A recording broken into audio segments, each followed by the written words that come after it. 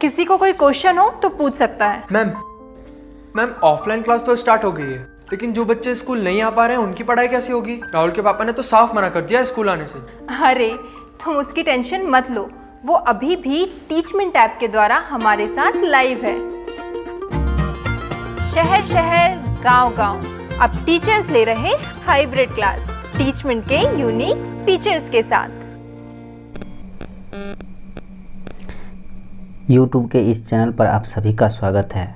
छठी कक्षा में पास होने वाले सफल सभी परीक्षार्थियों को मेरी तरफ से शुभकामनाएं, और जो बच्चे असफल हो गए हैं तो उनके लिए भी मैं ये कहना चाहूँगा कि उन्हें घबराने की ज़रूरत नहीं है, उन्हें अधिक चिंतित होने की ज़रूरत नहीं है, क्योंकि ऐसा कहा जाता है कि असफलता ही सफलता की जननी होती है।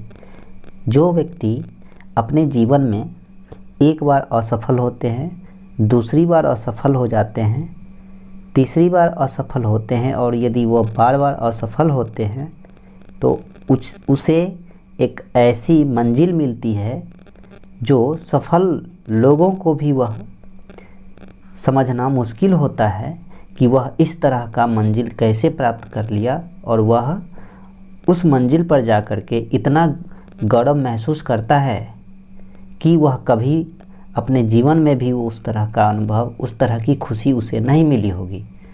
तो इसीलिए जो बच्चे असफल हुए हैं उनके लिए भी अधिक चिंता करने की बात नहीं है स्टूडेंट्स, और उन सफल विद्यार्थियों को मेरी तरफ से शुभकामनाएं। उनको मैं एक ऐसा रूल्स और रेगुलेशन बताने जा रहा हूँ जो वो एडमिशन कराने में सहायक होंगे। तो आप इस चैनल पर यदि आए हैं तो इस चैनल को आप सबसे पहले सब्सक्राइब कर लीजिए, क्योंकि यदि आप मेरी सहायता करते हैं मैं भी आपका सहायता करूँगा। तो स्टूडेंट्स, पहले हम लोग कुछ बातों पर चर्चा करेंगे कि वैसे स्टूडेंट्स जो ये कह रहे हैं कि मेरा मार्क्स 98 है, 97 है या 95 है, 85 से एबव है, 99 से कम है और 85 से ऊपर है, तो क्या उनका सिलेक्शन होगा? वो ये कह रहे हैं कि मेरा मार्क्स इतना अच्छा है फिर भी मेरा सिलेक्शन नहीं हुआ, मेरा रिज़ल्ट नहीं आया। तो बच्चे, उनका रिज़ल्ट किसी भी कीमत पर मार्क्स नहीं बताया जाएगा। और आपको क्या पता कि आप इतना मार्क्स लाए हैं? आप केवल आंसर शीट देखकर यह अनुमान लगा रहे हैं कि मेरा मार्क्स 98 है, 97 है। हो सकता है कि आपका मार्क्स उतना ना हो, आप ये समझ रहे होंगे कि मेरा मार्क्स 98 है या 97 है, लेकिन आपका मार्क्स उतना ना होता हो। जवाहर नवोदय विद्यालय कभी भी मार्क्स अनाउंस नहीं करता है और ना ही बताता है, क्योंकि उन्हें एक कट ऑफ दिया जाता है उन बच्चों को, और उस पर उन बच्चे को सिलेक्शन करना होता है। क्योंकि आप ये अच्छी तरह से जानते हैं कि मैंने पिछली वीडियो में बताया था कि करीब 27 लाख स्टूडेंट्स इस एग्ज़ाम में बैठे हैं इस बार 21 और 22 सेशन के लिए, और करीब 14 लाख बच्चे ही इसमें अपीयर हो पाए थे। उस 14 लाख में से भी करीब 50,000 स्टूडेंट्स का, लगभग 50 से 52,000 स्टूडेंट्स का ही सिलेक्शन होना है। क्योंकि हमने बताया था पिछले वीडियो में, विस्तृत जानकारी मैंने दी थी कि यदि आपका सिलेक्शन यदि होना है तो उसमें कुछ कंडीशन है, ये कि 661 विद्यालय हैं पूरे इंडिया में, और एक जवाहर नवोदय विद्यालय में 80 सीट है। तो ये आप अनुमान लगा सकते हैं 52,000 करीब 880 ही होगा, यानी 50,000 के करीब बच्चों का सिलेक्शन होना है। तो इतना ही बच्चों का सिलेक्शन होगा, या तो उन्हें कट ऑफ के आधार पर छांटा जाएगा, या वो किसी टर्म और कंडीशन को, जो शर्तें लागू होगी जवाहर नवोदय विद्यालय के द्वारा, उसको फुलफ़िल नहीं कर रहे होंगे, कि नियम को लागू करके उन्हें हटाना पड़ेगा। क्योंकि इतने अधिक बच्चों का सिलेक्शन नहीं होना है। 14 लाख के 14 लाख बच्चे अपीयर हुए हैं, तो सारे बच्चे एग्ज़ाम में पास नहीं हो सकते हैं। केवल और केवल 50,000 बच्चे का ही सिलेक्शन होना है। तो बच्चों आप ये ध्यान दीजिए। तो पहली बात मैं ये करना चाहता हूँ कि 98 और 97 है, क्या उनका मेरिट लिस्ट बनेगा, उनका रिजल्ट आएगा और आपका सिलेक्शन के लिए फिर कॉल आएगा क्या जवाहर नवोदय विद्यालय के द्वारा? हाँ बच्चों, तो आपका ऐसा मैं ये अनुमान लगा रहा हूँ।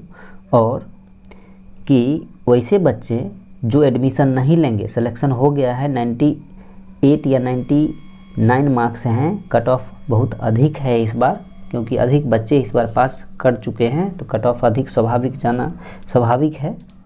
तो इस संदर्भ में यह कहा जा सकता है कि वैसे बच्चों को अभी वेटिंग लिस्ट में रखा गया है।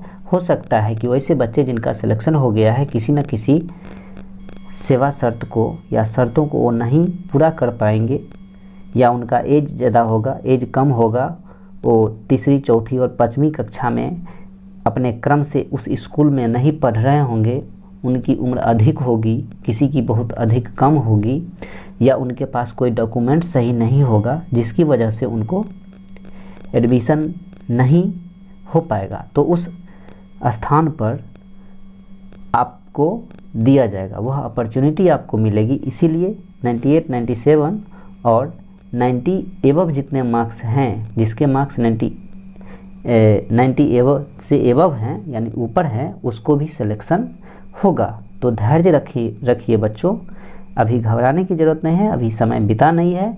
28 सितंबर को रिज़ल्ट आया है और ये अच्छी बात है कि रिज़ल्ट आप लोगों को सामने आ चुका है। तो एक शर्त ये है कि तीसरी, चौथी और 5वीं में जो बच्चे पढ़ते हों उनका होगा। हो सकता है कि तीसरी, चौथी पढ़े और 5वें कक्षा में वो 1 साल का गैप कर दिए हों, तब भी उसका एडमिशन नहीं हो पाएगा, क्योंकि वो फुलफ़िल नहीं कर पा रहे हैं। और आप यदि 5वीं में पढ़ रहे थे, आपका तीसरा क्लास, चौथा क्लास और 5वां क्लास पढ़ने का क्रम सही है और आप 98 मार्क्स लाए हैं, तो सिलेक्शन वेटिंग लिस्ट में है, अभी आप घबराए ना। यदि फिर भी ना हो तो और अच्छी बात है, क्योंकि आप यदि 5वीं में यदि हैं तो उसी स्कूल में कंटिन्यू हो लीजिए, या आपको स्कूल परिवर्तन करना हो तो कर भी सकते हैं, दिक्कतें नहीं होगी। फिर हम अगले 3 साल के बाद ऐसी तैयारी करें कि मार्क्स अव्वल आए, आप बोनाफाइड स्टूडेंट्स बन जाएं और आप 9वीं कक्षा में जो जवाहर नवोदय विद्यालय का सिलेक्शन होता है वहाँ पर फिर एग्ज़ाम देंगे आप 3 साल के ठीक बाद, तो आपका सिलेक्शन वहाँ कन्फर्म्ड हो जाएगा।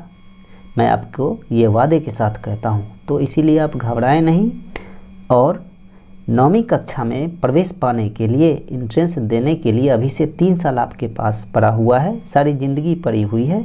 कुछ ऐसा कर जाएं ताकि आपका रिजल्ट सर्वप्रथम और सर्वोपरि हो और आपका सिलेक्शन सबसे पहले हो, यानी टॉप 5 में आपका नंबर आ जाए, आप टॉप 5 में रहें, सबसे ऊपर रहें।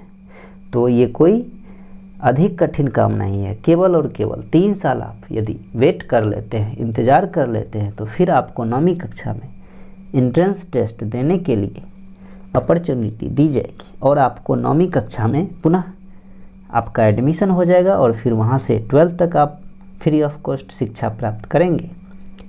अब हम लोग बात करते हैं कि क्या 98 और 97 वाले, जिसका 96 है, क्या उसका सिलेक्शन होगा? तो उनको तो मैं ये बता ही दे रहा हूँ कि यदि कहीं सीट खाली हो गया, जो बच्चे सेलेक्टेड हो गए हैं, तो हो सकता है बाद में उनको इन्फॉर्म किया जाएगा और उस जवाहर नवोदय विद्यालय के द्वारा चिट्ठी आएगी या कॉल लेटर आएगा कि आपका भी सिलेक्शन हो गया है, उस स्थान पर आप आ सकते हैं, क्योंकि वो सीट फिलअप नहीं हुआ है। उसी परिस्थिति में आपका होगा, 98 मार्क्स वाले का उसी परिस्थिति में होगा जब वो सीट खाली होगा, वो किसी कारणवश वो स्टूडेंट्स जिनका सिलेक्शन हो गया है वो एडमिशन नहीं ले पाते हों, या उनका इरादा नहीं है, या वो बीमार पड़ रहे हों, या उनके पास कोई डॉक्यूमेंट्स नहीं है, एज को फुलफ़िल नहीं कर पा रहे हैं, तो उस परिस्थिति में वह सीट खाली होगा, उस पर आपका हो सकता है। तो इस तरह से आप कंटिन्यूटी बनाए हुए रहिए। अभी 1 साल और है जो 9th में आपको अपॉर्चुनिटी मिलेगा ठीक 3 साल के बाद, तो आप वहाँ पर में एग्ज़ाम दे सकते हैं। तो मैं आशा करता हूँ कि 85 से लेकर के और 98 तक का जिनका मार्क्स हैं, स्वाभाविक है कुछ बच्चे एडमिशन नहीं लेंगे, वैसे अधिक बच्चे करवा लेंगे, लेकिन डॉक्यूमेंट्स नहीं होने की वजह से और जो शर्त है जवाहर नवोदय विद्यालय के द्वारा उसको यदि फुलफिल नहीं करते हैं तो उस परिस्थिति में आपका सिलेक्शन हो जाएगा। तो मैं बताया था ना, जो बच्चे 3, 4 और 5 में कंटिन्यू पढ़े हों किसी ऑथेंटिक स्कूल में, किसी ऑर्गेनाइज्ड अच्छे स्कूल में, तो वहाँ पर में आपका एडमिशन होगा। नहीं यहीं पर मैं आपका 3री और 4थी कक्षा में आपने पढ़ा और यहाँ पर मैं दी गैप है 1 साल का, 1 साल का गैप कर लिए हैं और फिर आप 5वीं में 1 साल के बाद आए हैं तो आपका एडमिशन नहीं होगा। ऐसे स्टूडेंट की संख्या अधिक होगी और वो सीट खाली यदि होगा तो आपका सिलेक्शन वहाँ हो जाएगा। तो इन सभी बातों को ध्यान में रखते हुए आप ये जान लीजिए कि आपका एकेडमिक ईयर यदि क्रम से है सही है तो आपका भी सिलेक्शन होगा। अब हम लोग बात ये करते हैं कि क्या हम 3 साल वेट करने के बाद 9वीं में एडमिशन ले सकते हैं? हाँ, ले सकते हैं। 9वीं कक्षा में भी आपको एक बार तो 6ठी कक्षा में एडमिशन के लिए आपने एंट्रेंस टेस्ट दिया और फिर आपको एक मौका और मिलेगा जो 9th क्लास में भी एंट्रेंस टेस्ट होता है।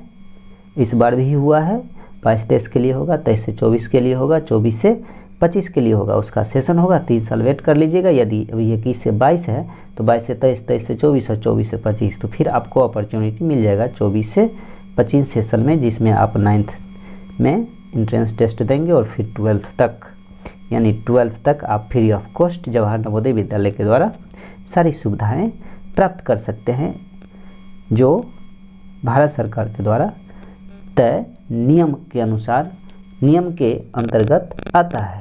यदि आप स्कूल चेंज भी करना चाहते हैं तो कर लीजिए, लेकिन आपका बीच में गैप नहीं होना चाहिए। और एक बात और है, वैसे बच्चों का एडमिशन नहीं हो पाएगा जो बच्चे कंटिन्यू यानी 3री में पढ़े, 4थी में पढ़े और यहाँ पर 1 साल का गैप करके फिर आ गए हैं 5th में। तो ये गैप की वजह से हो सकता है यहाँ पर उनका एडमिशन न हो, पहली बात। दूसरी बात ये हो सकती है कि उनका कोई डॉक्यूमेंट ऐसा होगा जो उनके पास नहीं हो, उनके पास कोई डॉक्यूमेंट ना हो। तीसरी बात ये होगी कि उनका स्वास्थ्य ठीक ना हो। चौथी बात ये थी हेल्थ की बात। अब चौथी बात मैं ये बता रहा हूँ कि उनका इरादा होगा कि मैं उस स्कूल में एडमिशन ना कराऊँ, या उनके पेरेंट्स उससे दूर नहीं रहना चाहते होंगे, पेरेंट्स से वो दूर नहीं रहना चाहते होंगे। और पांचवी बात ये भी हो सकती है कि जो डॉक्यूमेंट है उस डॉक्यूमेंट में कोई खामियां है या गलती है, डेट ऑफ बर्थ यदि गलत है दिया गया है, वो यदि उसको फुलफ़िल नहीं कर पा रहे हैं डॉक्यूमेंट के अंतर्गत, तो भी उनका एडमिशन नहीं होगा। तो इन सभी बातों को यदि मिला जुला कर देखा जाए तो उनका एडमिशन किसी न किसी रूप में नहीं भी हो सकता है यदि इन सभी रूल्स को फुलफ़िल नहीं कर पाते हैं। तो घबराने की अधिक बात नहीं है। जिनका 98 मार्क्स है, 97 है, 96 है, उनका भी एडमिशन अभी वेटिंग लिस्ट में रखा जा सकता है और वेटिंग लिस्ट का इंतज़ार कर लेना चाहिए। यदि नहीं भी होती है तो आप केवल और केवल 3 साल इंतज़ार कीजिए, केवल और केवल 3 साल, और फिर 3 साल के बाद आप छठी में अभी जाएंगे तो फिर 7th, 8th और यहीं पर आपका फिर 9th का एग्ज़ाम हो जाएगा।